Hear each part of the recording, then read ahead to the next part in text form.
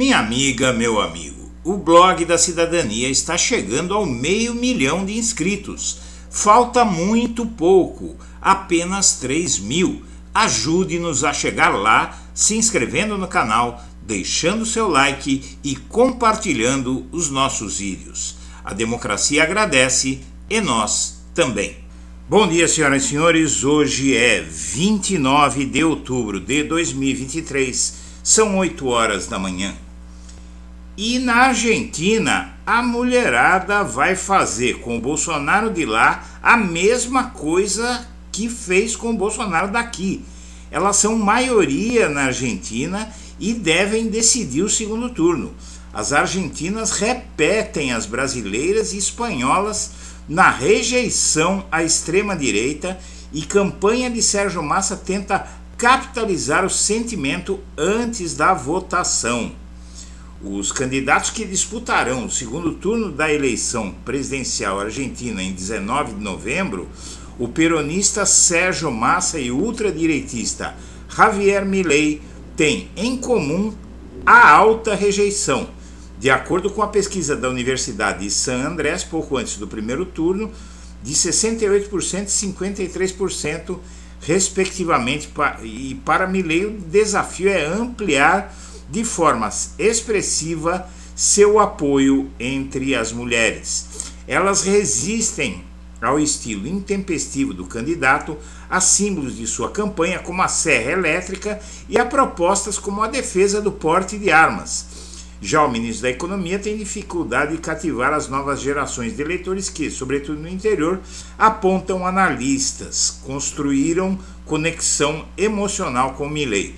E o que acontece muito na Argentina é o seguinte: esses jovens, eles não se lembram, por exemplo, do que é a dolarização, do que foi a proposta que Milei faz agora de dolarizar a economia argentina, que foi o que colocou a Argentina na crise da qual ela não sai até hoje. Então aí você tem as mulheres como um dos principais fatores para derrotar Milei. E as pesquisas todas já apontam vantagem de Massa de 8 pontos, entre 6 e 10 pontos percentuais de vantagem. A última pesquisa deu 8 pontos. São 8,3 milhões de eleitores entre 18 e 29 anos. Na verdade, algo muito inferior ao que acontece no Brasil, não é? Onde são dezenas de milhões, mas ainda assim a Argentina é um país que tem 1/4 da nossa população. São pouco mais de 24% do eleitorado e 18,2 milhões de mulheres aptas a votar, mais do que os 17,6 milhões de homens. 1.075 eleitores se identificam como não binários. O voto feminino, como nas eleições brasileiras de 2022 e nas espanholas deste ano, é decisivo na Argentina. E as mulheres, elas sempre mostrando, não é, mais bom senso que os homens, que têm muitas vezes opiniões, não totalmente, claro, mas uma parte bem maior de homens tem opiniões toscas sobre política. Mas não é apenas o público, o eleitorado feminino, que está fazendo a diferença contra o Bolsonaro argentino. O Lula vai se calar sobre a eleição argentina por caso de uma vitória do Milei. Aí realmente complica a relação com o país vizinho e não dá para complicar essa relação abertamente. Mas Lula, veja só, ele já está se mexendo para ajudar o Bolsonaro argentino. Em julho, ele foi consultado por um dirigente petista sobre um pedido de ajuda feito pelo comando da campanha de Sérgio Massa, o candidato peronista. Eles queriam marqueteiros brasileiros de confiança do PT que integrassem a campanha. Lula deu o ok rapidinho e logo depois um batalhão de 20 petistas, chefiados por Otávio Nunes e Raul Rabelo, desembarcou em Buenos Aires e lá permanecem até agora, estão atuando na campanha de massa e realmente eles são muito bons, esses marqueteiros, venceram a campanha de Bolsonaro aqui no Brasil, no discurso, e agora estão fazendo o mesmo na Argentina, e também o próprio Milei tem colaborado bastante para isso, falando muita besteira, dando shows que inclusive sugerem que ele tenha problemas mentais.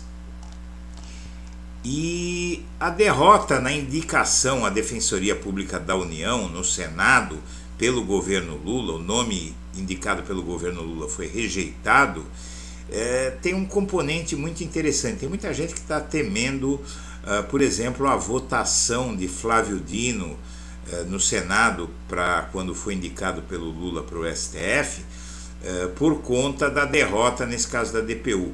Mas o fato é que o próprio Lula reconhece que não se mexeu. Deixou no automático, achou que não ia haver problema, e o governo tem muito mais força no Senado. Se fosse na Câmara, se fosse a Câmara dos Deputados que decidisse coisas como a indicação do PGR, como a indicação de ministro do STF, seria mais complicado. Agora, no caso do Senado, realmente eles não vão conseguir vencer se o governo se mexer e se o Lula se mobilizar. E faz um ano aí que as cenas ridículas dos patriotas, como esse, a patriota do caminhão, que até no exterior virou meme, não é? Um bolsonarista que tentou impedir que um caminhão furasse o bloqueio e grudou na frente do caminhão para o caminhão não sair. O caminhão acelerou, atingiu alta velocidade com ele nas estradas, parou um pouco lá adiante quando já estava longe do bloqueio, e o bolsonarista desceu precisando ir ao banheiro urgentemente, né? E teve prisão de Moraes falsa, que eles alardearam. Na verdade, depois eles comemoram, tem o patriota do caminhão, depois ajuda de extraterrestres, né? Eles pediram ajuda para extraterrestres e cantaram um hino nacional para um pneu. A comédia esconde a situação dramática que quase eles impuseram ao Brasil com a volta de uma ditadura, se tivessem tido êxito com essa palhaçada. E o Palácio Planalto está atento à votação da PEC que limita poderes do STF, mas o governo não acredita que a oposição tenha voto suficiente para aprovar uma mudança desse tamanho no funcionamento do tribunal. Até porque é no Senado. No Senado a situação é bem mais sussa, como diz a garotada. E Lula ratificou a Palestina após choque em visita à fronteira deprimente com Israel. O Lula, inclusive, tentou armar um jogo de futebol entre palestinos e israelenses, mas foi ali que ele, há pelo menos 30 anos, que ele formou uma consciência de que a situação entre Israel e Palestina não tem bandido, como querem dizer a Palestina. É uma relação muito mais de opressão de Israel do que de terrorismo da Palestina, como tentam vender por aí. E a PGR interina continua sendo lavajatista. Ela tem mantido elo com lavajatistas e, apesar de ser uma estratégia do Lula, porque ele ainda não confia em nenhum candidato à PGR, tendo uma interina, ele pode demiti-la a hora que quiser. Depois que ele indicar um PGR, ele não pode mais demitir. Então ele mantém a interina aí enquanto ele não descobre o que fazer, e se ela pisar na bola, ele demite. Mas é sempre um risco, porque uma decisão surpresa dela pode causar muito problema ao governo.